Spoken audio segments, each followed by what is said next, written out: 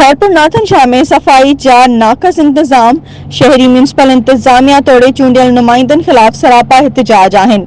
Municipal इंतजामिया जी नाअहली सबब सॼे शहर में ड्रेनेज जो निज़ाम पिण नाकारा बणियल आहे, जॾहिं त रोडनि रस्तनि ऐं घिटिन में गंदगी सबब शहरी सख़्त अज़ाब में मुब्तला आहिनि।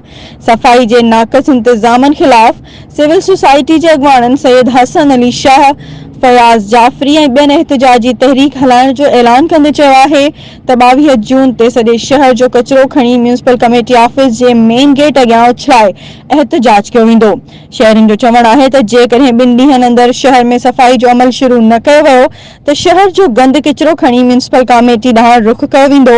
होॾां शहरियुनि म्यूनसिपल इंतजामिया खिलाफ सोशल मीडिया ट्रेंड जो आगाज़ पिण करे छॾियो। शर्म कयो, हया कयो, सफ़ाई कयो जे वीडियोज़ ठाहे सोशल मीडिया ते अपलोड करणु शुरू करे छॾियो। Barkat Chandio, Sindh express news, Khairpur Nathan Shah.